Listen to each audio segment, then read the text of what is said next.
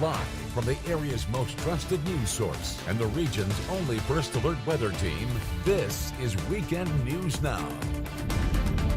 Thanks for joining us. I'm Megan Zempel. Election Day was 4 days ago, and now we are looking ahead. President-elect Donald Trump will officially take office in about 10 weeks. His advisors announced the formation of the Trump-Vance Inaugural Committee. The committee will plan all of the inaugural events. Two longtime supporters of the president-elect, Steve Witkoff and former U.S. Senator Kelly Loeffler, will co-chair the committee. Trump released a statement today and said the inauguration will honor, quote, this magnificent victory. He went on to say the inauguration will be the kickoff to his administration and to deliver on bold promises to make America great again. A Windham man is dead after a crash with a semi-truck in Cottonwood County Thursday. Terry Lee Frieden died in the crash. His passenger, Karen Jean Frieden, was sent to Sanford Hospital in Sioux Falls, South Dakota, with life-threatening injuries. The crash happened on Highway 71 at mile marker 28 in Windham on Thursday just after 6:30 p.m. Minnesota State Patrol says the semi-truck was traveling westbound on Highway 60 when it T-boned Frieden's 2016 Ford Edge. The driver and the passenger of the semi were not injured. MSP says no alcohol was involved in the crash.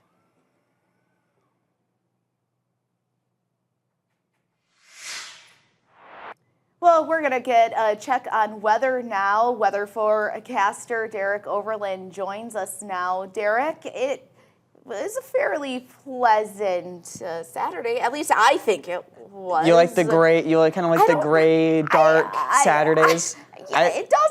It's a little bit cozy. Okay. It is a little bit cozy. It is. I don't know. It is that. I'll give you that. But we do have some showers, very light showers moving through the viewing area here currently. And we have these light showers just around Rochester on the Highway 52 along north of Highway 14, and then a few showers kind of riding along I-90 here. And those are just some light showers. And we'll see from the last 24 hours about 1/4 of an inch in some places where we have this darker blue. We have around 1/4 of an inch possible of the rainfall estimates, but I think area-wide here we've seen around 1/10 of an inch and less than that, around a trace throughout our areas.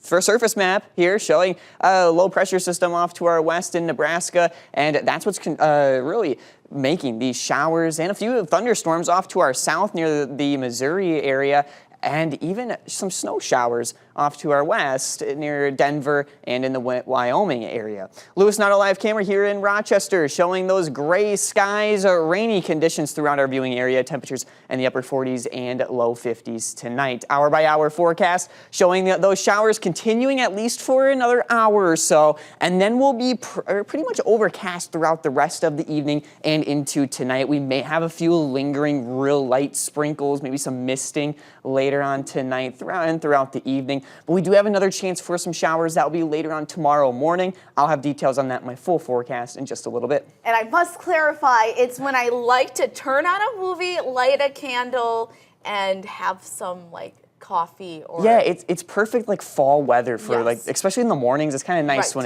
when it's gray, kind of misty. It's kind of hard to wake up to. Right, exactly. All right. Thank you, Derek. Yeah. Well, on to a mysterious story out of Wisconsin now. Police in Green Lake believe a kayaker who has been missing since August may have faked his own death. The man was reported missing after he never returned home. Some of the man's items, including his kayak and life jacket and his car, were found at the lake. But as Josh Vander reports, police have uncovered evidence that suggests he is still alive and may have even left the U.S. We started with Customs, Homeland Security, FBI, Wisconsin Department of Criminal Investigations, and my staff. After dozens of dives into Green Lake searching for 44-year-old Ryan Borgwart, authorities did a deep dive into his digital moves. They say they found evidence that leads them to believe that he faked his own death. Searching for Borgwart began on August 12th after not returning from a kayaking trip on Green Lake. Authorities recovered various items belonging to him during their search, including his kayak and a fishing rod. So we continued our search throughout, and It continued through 54 days. Keith Cormican, founder of volunteer search team Bruce's Legacy, aided in the search for Borgward. Through the duration of this, I had been on the water for actually 23 days.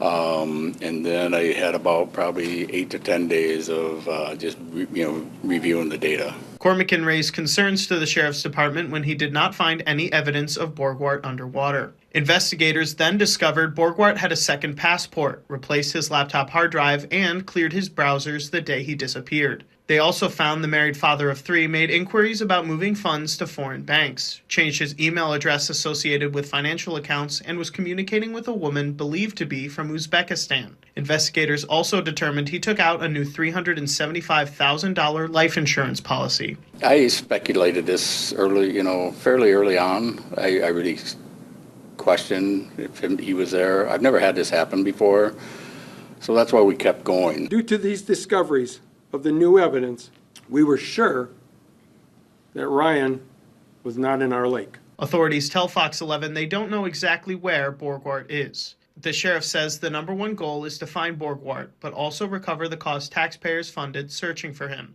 Contact us or contact your family. Police in Angola, Africa say the murder of a Minnesota missionary, Bo Schroyer, was a murder for hire plot ordered by his wife, Jackie Schroyer. Authorities say Schroyer was stabbed on October 25th. 2 men and Schroyer's wife, Jackie, were arrested, and the 4th suspect is on the run. They are detained in Angola for the crime of qualified homicide.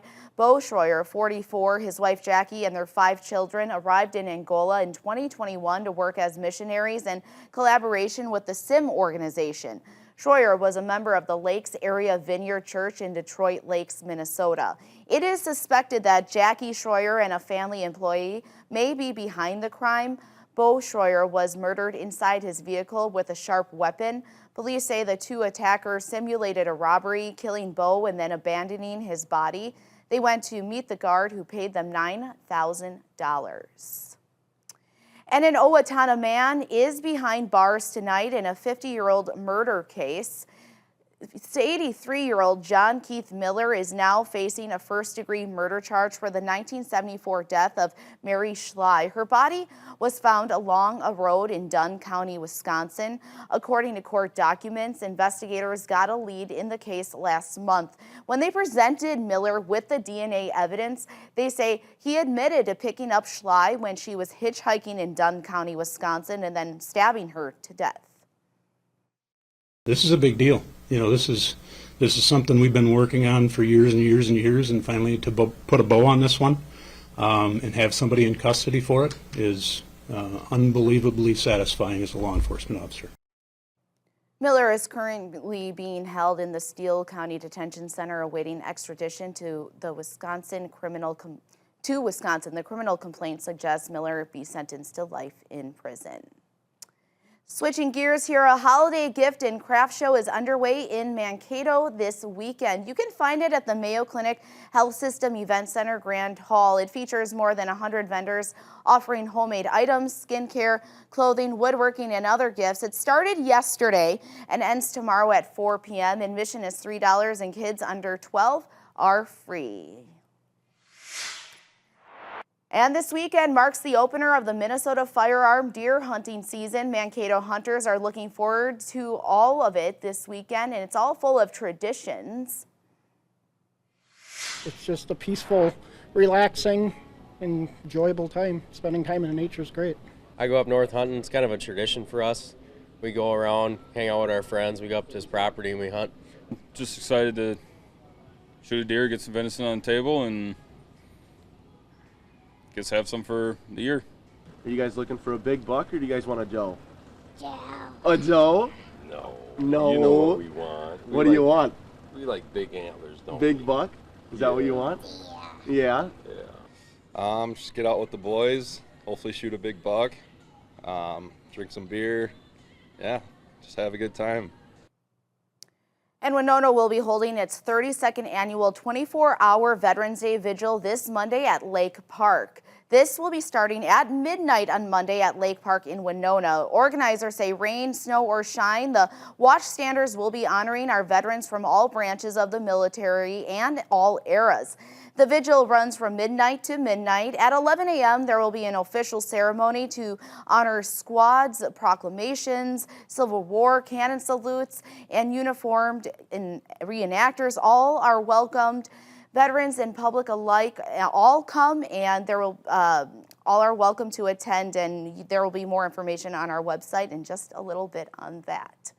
And for the second year in a row, Olmsted Medical Center hosted a sensory-friendly vaccine clinic for patients who are on the autism spectrum disorder. OMC partnered with RT Autism Awareness Foundation and the Autism Society of Minnesota to provide flu and COVID vaccines to patients. OMC extended visit times as well as offering support to patients with items such as headphones and sensory-friendly fidget items to help them receive the vaccines in a comfortable environment.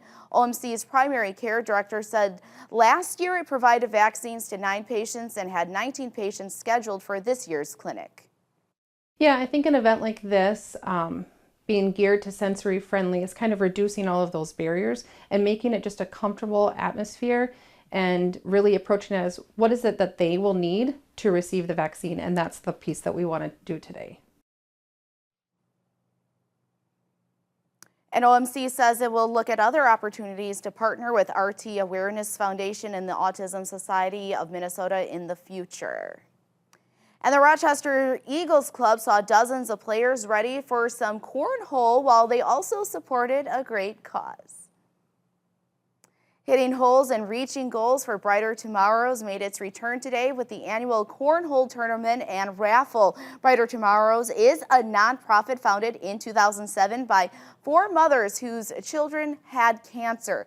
The organization seeks to help support and give back to families going through childhood cancer. All proceeds from today's event will go back toward the organization to continue their mission. The organization is looking to raise between $20,000 to $25,000. It's fantastic to see the support that we're getting from the community, friends, family, all the volunteers that we had that worked hard to put this all together. And we just welcome anyone who wants to come down this afternoon and, have a drink, have something to eat, enjoy watching the cornhole, look at the raffle prizes, and just be part of our activities today. I would just, again, echo my thanks and gratitude to businesses as well as to the volunteers that have made this event possible, and to all the people coming out to support us today. And KTTC's very own Kelsey Merrier was an MC at today's festivities. The organization says it is planning on throwing a holiday party for its families on December 3rd. The Customs and Borders Protection is sending out a new warning about a new phone scam targeting U.S. citizens. What you need to know to protect yourself next. Missed part of our news. U.S. Customs and Border Protections is warning of a phone scam that is targeting residents nationwide. On Friday, the CBP said they are receiving numerous calls from people concerned about unsolicited calls from scammers posing as U.S. Border Patrol agents and U.S. Customs and Border Protection officers. Phone victims report that scammers are asking them to confirm certain details because the CBP has intercepted a shipment of drugs with the target's name and address. If the target refuses to comply, the scammer threatens that the police will arrive. The CBP will not ask for money over the phone. And now, your First Alert forecast. Hey everyone, weather forecaster Derek Overland. We have some showers moving through, some light showers on and off throughout the day and into the evening. And right along I-35 and east is where we have the majority of these showers, kind of following I-90 and a little bit south towards Fillmore County and a little bit into northern Iowa. But if you're off to the west, we even have maybe some sunshine being able to come through some of those clouds with the sunset happening right about now. And off to our Mankato area, we do have a few lingering light showers just north on the Mankato side, maybe right around St. James as well, along Highway 14. Very light sprinkles throughout our viewing area here for tonight.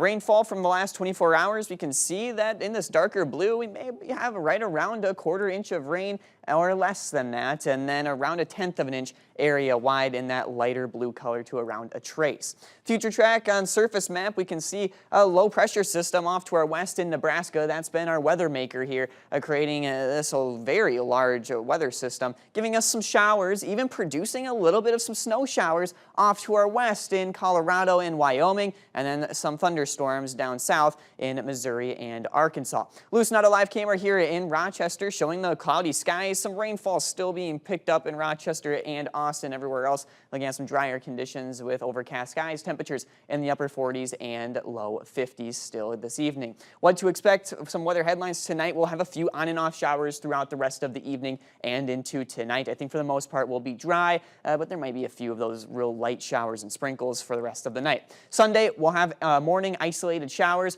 drying out towards the afternoon, and then next week, temperatures in the 40s and 50s with a chance for some midweek rain. So here's our rainfall forecast timing out the next 24 hours. We'll have the isolated to even scattered showers throughout the rest of the hour, drying out here later on in the evening, but we may see a few more showers, some very light showers towards overnight, and then in the morning, tomorrow morning, we'll have another chance for some isolated scattered showers once again, drying out towards the afternoon. So let's track it out on Future Track. As we go into tonight, we'll be mainly dry, just overcast, possibly very few on and off light sprinkles, but temperatures in the 40s. As we go into our Sunday morning, waking up to some light showers, even maybe some moderate showers there, as we can see right around those yellows and oranges, but mainly just some light showers once again. Drying out towards the afternoon, mostly cloudy skies, temperatures back into the 50s for our viewing area. And then as we go into our Monday morning, partly cloudy skies, temperatures in the low 40s with some dry conditions for our Veterans Day. Rainfall forecast for the next 3 days in this white color, that's about a trace, so just a little bit of rainfall, and then in this light green, about 1/10 of an inch. So 1/10 of an inch to maybe 1/1500ths of an inch. So not a whole lot of rain here for the next 3 days, but we will have that chance for a few light showers throughout the remainder of the night tonight and into tomorrow. Tonight's forecast, we'll have temperatures dipping down into the low 40s with the chance for maybe a few on and off light sprinkles, but mainly overcast throughout the rest of the night. Tomorrow's forecast, we'll have the chance for those morning showers, then afternoon dry conditions with mostly cloudy skies, temperatures warming back up into those low 50s. Our 7-day forecast for our 3 cities, Austin, Mason City, and Mankato, will have those morning showers on Sunday, drying out towards the afternoon, temperatures staying in the mid to upper 40s and low 50s with that chance for rain on Wednesday. 7-day forecast here in Rochester, we'll have those morning showers again on Sunday, drying out towards the afternoon, and then for our Veterans Day, looking real nice with partly cloudy skies, a little bit cooler in the mid to upper 40s. That's all for your First Alert weather forecast. We'll be right back after this break. Welcome back. More than 40 state attorney generals have signed a letter asking lawmakers to pass legislation authorizing a U.S. Surgeon General mental health warning on all algorithm-driven social media platforms. In this Watching Your Wallet, consumer investigator Carice Jackman spoke with attorney generals from both political parties about the letter and gives tips on how you can protect your children when they're online. It's important we make sure that kids are aware of these issues. 42 state attorneys general from across the U.S. have written to Congress urging action on algorithm-driven social media platforms, which they say have caused generational harm to young people's mental health. We're talking about our youth, oftentimes a youth who don't have the ability to speak up for themselves. Tennessee Attorney General Jonathan Skrmetti, a Republican, and Nevada Attorney General Aaron Ford, a Democrat, both agree protecting children and consumers is a major priority for AGs nationwide. In the letter, the attorneys general urged Congress to pass legislation requiring a U.S. Surgeon General warning on algorithm-driven social media platforms, citing research linking them to psychological harm in young people. Consequences include an increased risk of depression and anxiety. Sometimes this harms the body image, up to and including eating disorders, lack of sleep, and higher obesity rates. Last year, more than 30 attorneys general filed lawsuits accusing Meta of, quote, using manipulative product features designed to push young users' engagement to dangerous levels. Still, the letter says federal action is required. It's got to be something put in place so that everyone who uses it or every parent who looks at what their kid is using appreciates that there is a danger of using these platforms in a way that hurts kids. With this Watching Your Wallet, I'm Carice Jackman. We'll be right back. It's the Veterans Day sale. Well, let's get one last look at weather. Yeah, so we had a great day today. It was pretty rainy pretty much the entire day, and it will still be gray. We'll have some overcast skies here throughout the rest of the night, but looking at our 7-day forecast for our 3 cities, and we'll have some morning showers tomorrow morning, then drying out towards the afternoon. Temperatures in that mid to low 50s for Sunday. We'll dry out for Veterans Day, mid 40s for the temperature, so a little bit chilly, but partly cloudy to mostly sunny. And then for Wednesday, we'll pick up another chance for a few isolated showers once again. Here's our 7-day forecast in Rochester. Morning showers on Sunday, drying out towards the afternoon. For Veterans Day, looking very nice with mostly sunny skies, but a little bit cool in the mid 40s. We have the isolated shower chance on Wednesday. That shower chance looking to be towards late Tuesday night into Wednesday. And then we may have a stray chance next week on Saturday, stray showers possible. So we'll be tracking that out as we get closer. All right. Thank you, Derek. Thanks for joining us tonight. See you at 10.